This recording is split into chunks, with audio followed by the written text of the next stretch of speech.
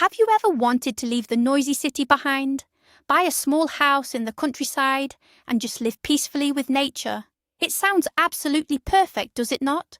Today, we are taking you deep into our village life. But I have to warn you right now, we never expected this to happen. We are facing a massive problem, and frankly, things are looking pretty bad right now. Today, you're going to see a real, unfiltered garden invasion that caught us completely by surprise. But do not worry, it is not all disaster and chaos. I am going to show you how we cook our meals on a real, traditional wood-fired stove. And later, we will take a beautiful, calming walk with Iwonka to escape the madness. There is a huge myth that country living is just a quiet, lazy vacation. Today, I am going to show you why that is completely wrong. Stick around because you are going to see the beautiful, the delicious, and the highly stressful reality of our life on the farm. Tell me in the comments if you would panic in this situation. Before we dive into the chaos of today, let me give you a little bit of background. We moved out here to the countryside because we wanted a simpler, healthier life. We wanted to grow our own organic food, breathe fresh air, and step away from the fast pace of modern society. For the first few months, everything was like a fairy tale. We built our garden beds, we planted dozens of vegetables. We even restored an old, antique wood-burning stove in our kitchen to cook our meals completely off the grid. Iwonka and I spent hundreds of hours preparing the soil and making sure our little homestead was ready for the summer season. We thought we had everything under control. We read the books, we watched the tutorials. We felt like real professional farmers. But nature has a very funny way of reminding you who is actually the boss. And last night, while we were sleeping peacefully in our warm beds, a silent army crossed the borders of our property. The peaceful village life we imagined was about to turn into a full-time rescue mission. So let us start with the morning routine that turned into an absolute nightmare. You know that picture-perfect dream of living in the countryside. You open your eyes. The birds are singing a beautiful song outside your window. The air is fresh and smells like dew and pine trees. You walk out onto your porch with a hot cup of coffee and look at your beautiful green vegetable garden. Well, that is exactly what we expected today. There is a huge myth out there that organic gardening is just planting seeds and watching them grow happily. People think nature just takes care of itself perfectly. But reality has a very funny way of waking you up. We walked out to the garden this morning, completely relaxed, and realised we were under attack. I am not exaggerating when I say it is an actual invasion. We noticed that the leaves on our favourite cabbage plants looked completely destroyed. They were full of massive holes. Some entire stems were just gone. It was as if an invisible army had marched through our yard during the night and declared war on our winter food supply. This is the side of homesteading that nobody posts on the internet. They show the perfect harvests, but they hide the brutal battles. We immediately put down our coffee cups and ran over to the garden beds to inspect the damage. What we found was honestly shocking. It was a massive invasion of slugs and aphids working together to destroy everything we built. I have never seen so many pests in one place in my entire life. They were hiding under the broad leaves of the pumpkins. They were crawling up the stems of the young tomato plants. It is truly bad. You spend 3 entire months nursing these tiny seeds indoors. You keep them warm. You give them the perfect amount of water. You gently plant them in the rich earth. And then, in just one single night, a slimy army of garden pests tries to take it all away. A great example of this is our prize lettuce row. Just yesterday, it looked like a beautiful green carpet. Today, it looks like a torn piece of paper. It is heartbreaking to see your hard work eaten away so quickly. We realised right then and there that we had to take immediate action, or we would lose our entire harvest for the year. The peaceful morning was officially cancelled. Now let us talk about how you actually fight back when you live on a natural organic homestead. We do not use harsh, toxic chemical sprays here. We want our food to be clean and healthy, but that makes fighting an invasion 10 times harder. There is a popular myth that you can just spray some soapy water on your plants and all your problems will magically disappear. I can tell you right now, that does not work when you have 1,000 hungry slugs in your yard. We had to get creative. We remembered an old village trick that uses wood ash from our kitchen stove. Slugs absolutely hate crawling over dry, sharp ash. So we grabbed a large bucket from the house. We carefully scooped out the cold ash from yesterday's cooking fire. We spent the next 2 hours on our hands and knees. We created thick, grey circles of ash around every single plant that was still alive. It is slow, back-breaking work. Your knees hurt. Your back aches. Your hands get covered in dirt and soot. But when you are fighting for the food that will feed your family this winter, you do not complain. You just get the job done. After 2 long hours of battling the garden invaders, we were completely exhausted. The sun was getting higher, and our stomachs were starting to rumble loudly. We had successfully created an ash barrier, and we hand-picked hundreds of pests away from the delicate leaves. It was time to step back, take a deep breath, and leave the garden to heal. We needed to shift our focus to the heart of our home. We slowly walked back to the house, leaving our muddy boots by the door. Stepping into the kitchen felt like entering a safe haven. This brings us to another huge part of our life here on the village farm, our wood-fired kitchen. When we bought this old house, it came with a massive, heavy cast-iron cooking stove. It is a beautiful antique piece. It is completely off the grid. It does not use gas. It does not use electricity. It only runs on wood, patience, and a lot of practice. Cooking on this thing is an entirely different world compared to flipping a switch on a modern electric stove. Today, I want to show you exactly how this incredible machine works. Starting the kitchen stove is a daily ritual for us. It is not something you can rush. There is a common misconception that you just throw a large log in, light a match, and you are ready to fry an egg. That is a myth. Building a proper cooking fire is an art form. First, you have to clean out the ashes. Then, you need 3 different sizes of wood. We use tiny dry twigs and paper to catch the initial spark. These are called kindling. Then, we add medium-sized pieces of softwood, like pine, to build the flames quickly. Finally, once the fire is roaring, we add hard wood like oak or birch. Hard wood burns very slowly and creates the deep, glowing embers that actually heat the heavy iron plates of the stove. I remember the very first time we tried to cook dinner on this stove. We used wet wood, and the whole kitchen filled with thick white smoke. We had to open all the windows in the middle of winter.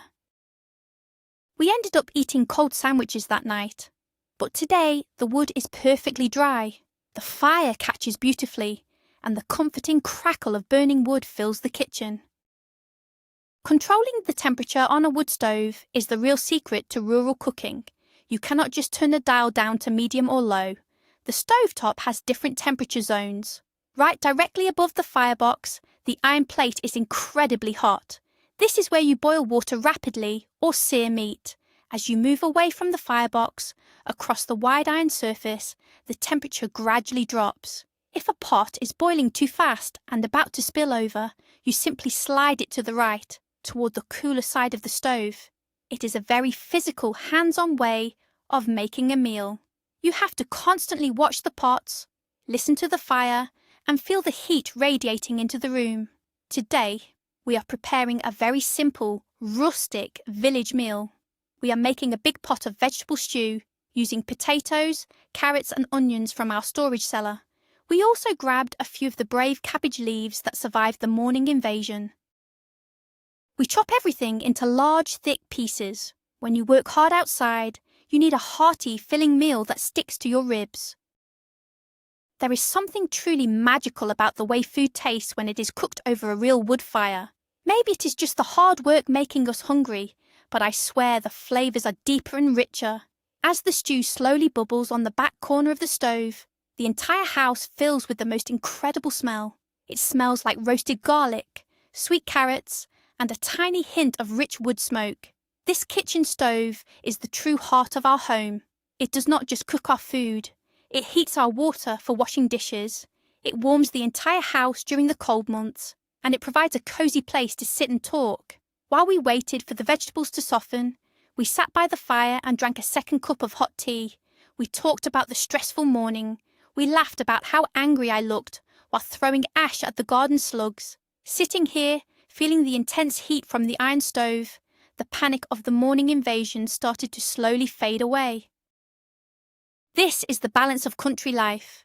Extreme stress followed by deep, comforting peace. Finally, the stew was ready. We scooped large, steaming portions into our heavy ceramic bowls. We cut thick slices of dark, crusty bread that we baked yesterday. Eating this meal felt like a major victory. We survived the morning battle. We managed to save most of our precious vegetable plants. And now we were fueling our bodies with wholesome, simple food. Every bite of the soft potatoes and rich broth reminded us why we chose this lifestyle. Yes, it is incredibly hard work. Yes, things go wrong constantly, but the reward is sitting at your own wooden table, eating food that you grew, cooked on a fire that you built with your own 2 hands. We wiped our bowls completely clean with the last pieces of crusty bread. The heavy feeling of the big meal meant it was time for a change of pace. We needed to get out of the warm house and stretch our legs. It was time for our favourite part of the day, a long, slow walk through the fields. Let me formally introduce you to Iwonka. Iwonka is my partner in crime, my co-farmer, and the absolute best part of this rural adventure. Without her, this homestead would probably fall apart in less than a week.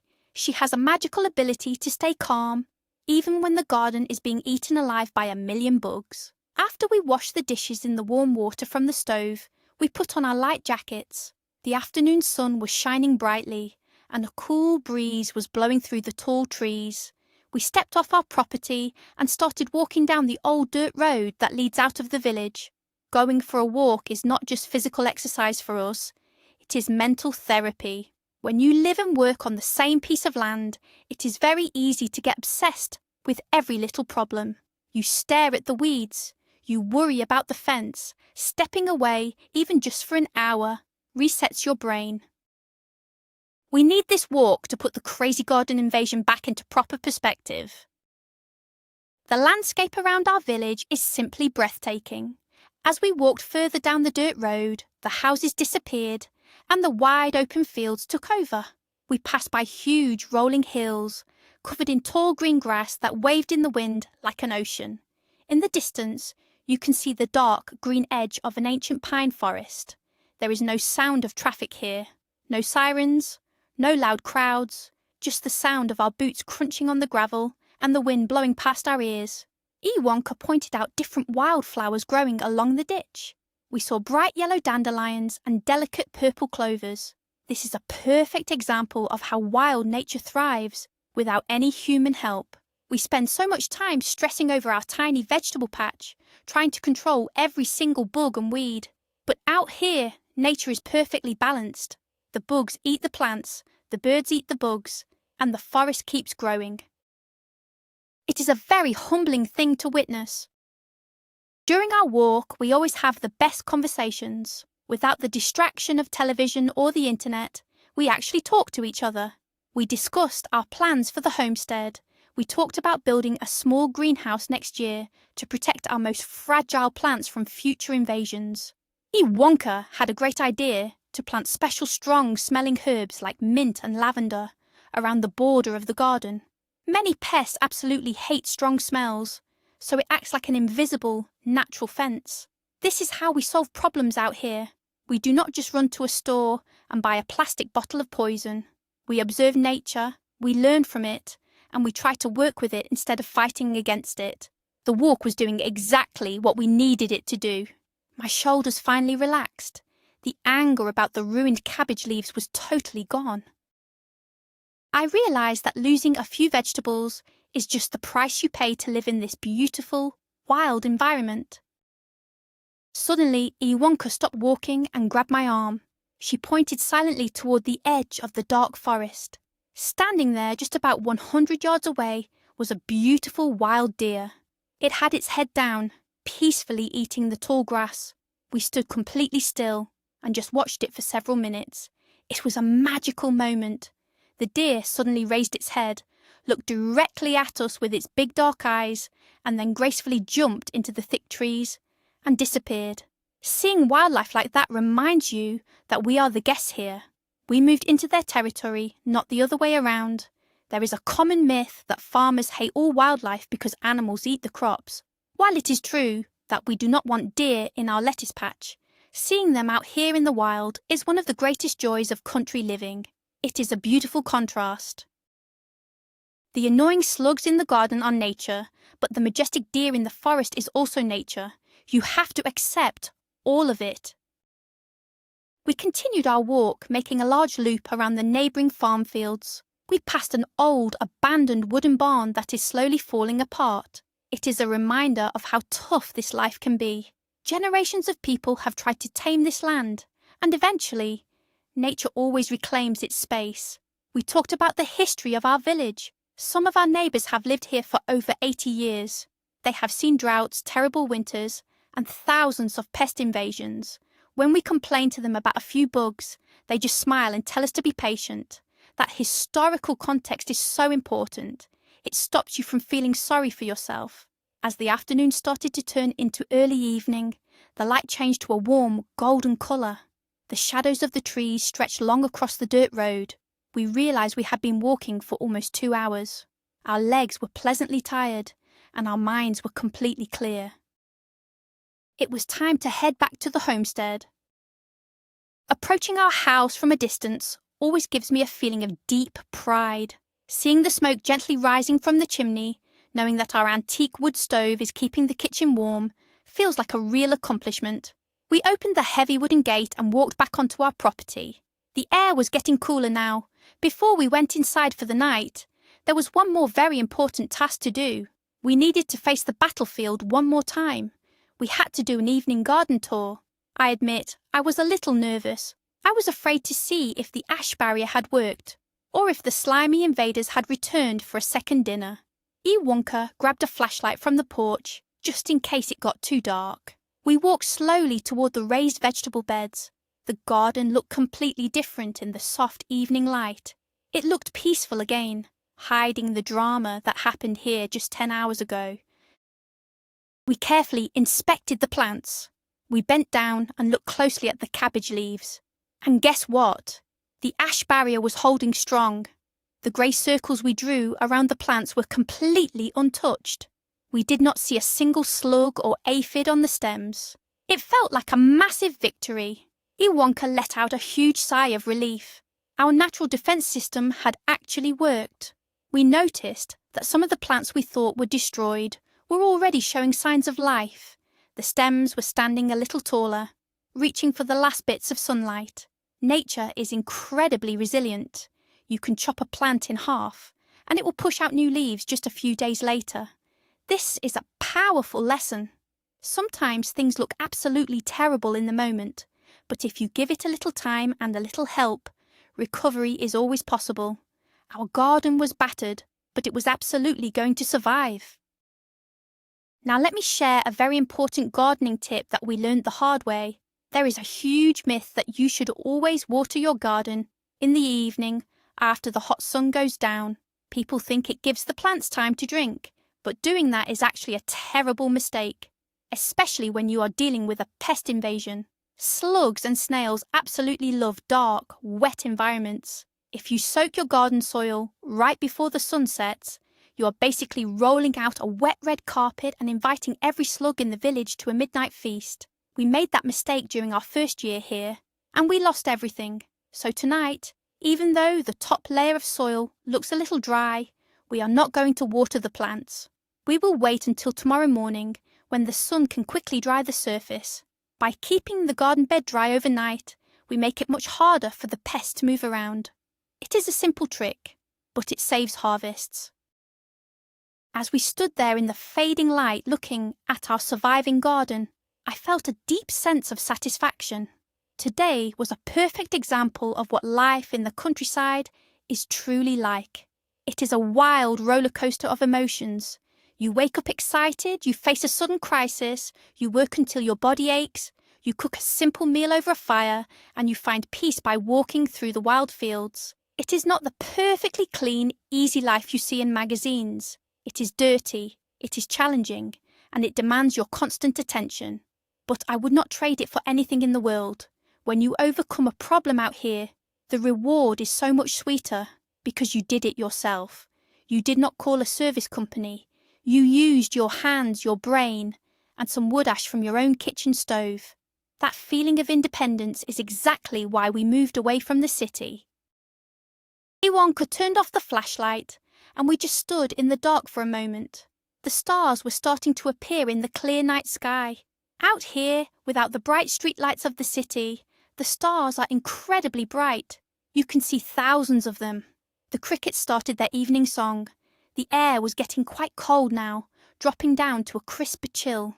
We could smell the faint scent of the wood smoke coming from our chimney, inviting us back inside. We knew the heavy iron stove was still radiating heat, keeping the kitchen perfectly cosy. Tomorrow morning, we will wake up and do it all over again.